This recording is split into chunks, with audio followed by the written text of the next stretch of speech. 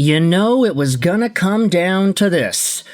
We had ourselves an important announcement earlier this morning. Hockey Canada has revealed the 25 players who will wear the maple leaf at the 2026 Winter Olympics in Milano Cortina, Italy.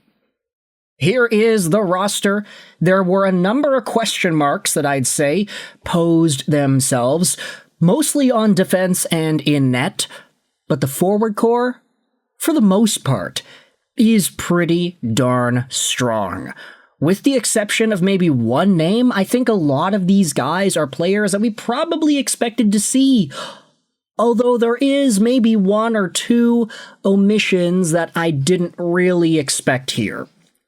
Let's go over the names, read them out as they are presented. On forwards, they are sorted by last name alphabetical, so that's why Macklin Celebrini is up top there. He made the team. He's a teenager. He's on pace for way over 100 points. Macklin Celebrini is a generational superstar. He is better than Connor Bedard. Okay, we're not going to go out there and directly say that.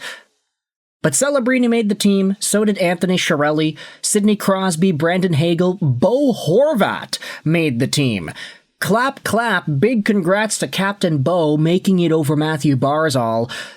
Nathan McKinnon, Brad Marchand, Mitch Marner, Connor McDavid, Braden Point, Sam Reinhart, Mark Stone, Nick Suzuki. There you go, baby. Big something Nick has made the team. And Tom Wilson. Meanwhile, on D, you've got Drew Doughty, Thomas Harley, Cale Makar, Josh Morrissey, Colton Parayko, Travis Sanheim, Shea Theodore, and Devon Taves. And then in net, the gardien debut, you have Jordan Binnington, Darcy Kemper, and Logan Thompson. Now, big shout out over to our guy, Drew Doughty. He was on the team back in 2014. Now he's back on the team again in 2026. I mean, is there anybody else that was on that team 12 years ago? I'm not too sure. Crosby. Yeah, no, I'm an idiot. Holy, what a fumble there. Carey Price. No, he's not on the team. Sorry, he's long gone. He's a San Jose Shark now. But we had ourselves Frank Cirelli, who posted a really long list of highlights from Team Canada and Doug Armstrong's commentary after the Olympic roster announcement. So this, of course, is the list. Let's go out there and read some of the reactions. Drew Doughty had an R-rated reaction when he was informed that he had made the team. That is awesome. Of course, we know that Drew Doughty is a gamer. He wants to be in these big moments. He wants to play. He wanted to be a part of this team after getting that gold medal taste 12 years ago. He probably belongs on it, right? Right? Connor Bedard, his injury, it didn't really impact the decision not to select him. For Macklin Celebrini, though, he had a 4-point game in the NHL right after Armstrong told him that Celebrini was on the radar. Talk about making an impression, eh? They call him up, they say, hey, we want to put you on the team, or at least we're thinking about putting you on the team, but you gotta go out there and show us that you're worth it. And then he has a 4-point game. What more do you need from that guy?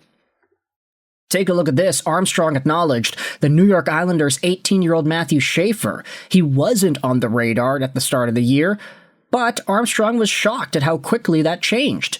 He called Schaefer's play exemplary this season, the way he brings you out of your seat. There is no set number of standby players for Team Canada, but players have to agree to continue with Olympic drug testing protocol to remain eligible. So I guess that includes Schaefer, I guess that includes Connor Bedard, I guess that includes a certain Florida Panthers center that was very important at the Four Nations. More on that later. Standby players will be picked from a pool based on style of player injured, not necessarily position. Armstrong said the St. Louis Blues' Jordan Binnington was never a question mark in management discussions around goaltending based on his track record. Now, that makes sense in my mind, but at the same time, it's like, yeah, no, they're going to rely on Jordan Binnington, a guy who this season is at a .870 save percentage and a .344 goals against average. Now, I get the argument going against that. It's like, hey, Jordan Binnington steps up in the big moments. This guy has blood that is as cold as ice when he is in those important games. He steps up, he is stone cold. There are a lot of qualities to like about that. But at the same time, the guy's at an .870 save percentage this year.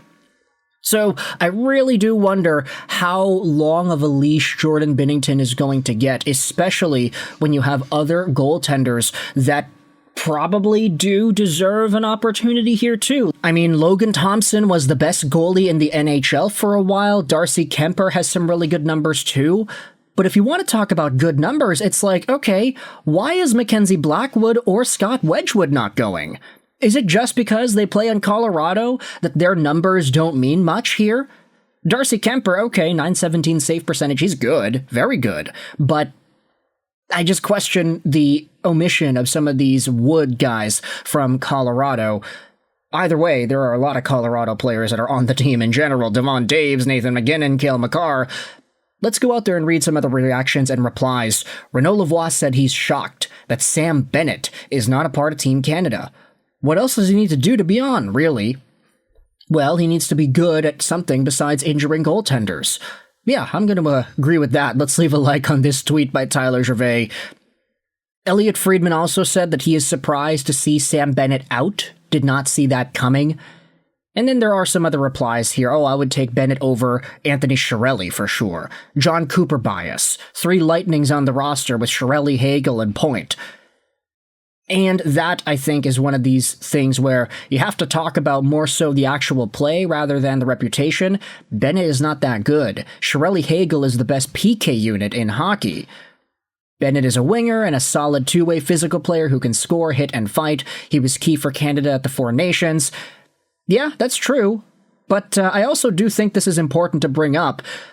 You can't fight in the Olympics. So, is Sam Bennett's role really going to be that big like it was back in the other tournament? And finally, this is what Frank Saravelli said. No surprise, but there were difficult differences of opinion in Team Canada's management group in regards to Anthony Cirelli being selected. But Tampa Bay Lightning coach John Cooper's conviction won out. Coop wanted Cirelli onto the squad. He wanted that guy to play alongside of his other winger and Brandon Hagel. He wanted that PK unit to be linked back up together. And now you're sitting back here thinking, okay, well, no Sam Bennett, no Mark Scheifele even. You think about that. I didn't even mention this guy's name the entire video. Mark Scheifele seemed like a lock based off of his reputation, based off of the skill and the body of work he has had the past few years. Mark Scheifele's on pace for 100 points this season. He's on pace for 100 points and he didn't make Team Canada. That either indicates how stacked the team really is, or it dives into just how much they seem to value other kinds of guys. Cirelli, Bo Horvat, Nick Suzuki, these guys were all kind of on the outside looking in. Tom Wilson is a physical winger. No Mark Scheifele, though, on pace for 100 points. That is very, very interesting. Maybe the Jets being as bad as they have been have affected the way this roster was constructed, but I am curious to see how Winnipeg Jets fans are taking the news. Obviously for Scheifele, it's like he's not going to have another opportunity to play at the Olympics. He's 32. The next one he'll be 36 years old. So yeah, no, Scheifele Olympic snub.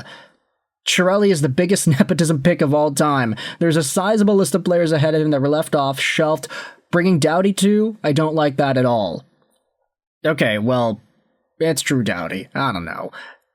Just some numbers. Scheifele's got more points than Mark Stone, but Mark Stone was injured for like half the season. I don't think that's really comparable. Brandon Hagel, Point, and Cirelli.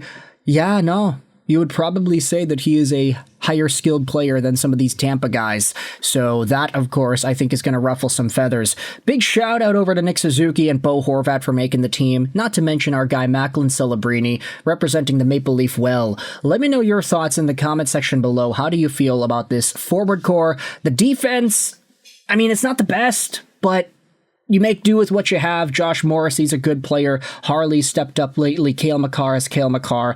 Everybody else, I'm kind of iffy on, to be honest. Even Devon Taves, because he can play well with Cale Makar, but like, I'm not really too sure how well this D-core is going to be. It's certainly not the D-core of 2014, but we will wait and see what happens there. It was always going to be an issue, right? Canada's defense, we knew that it was not one of the strongest parts of their compositional makeup. We knew the forward core would be stacked. We knew that there would be questions in goaltending, especially with Jordan Binnington, and on defense. So this roster just kind of confirms more of the same. So I want you to let me know your thoughts in the comment section below. How do you feel about Team Canada and the guys selected? Shout out to Celebrini, shout out Suzuki, shout out Bo Horvat. Thoughts in the comment section below. I hope you enjoyed this video. Roll 9 and bye.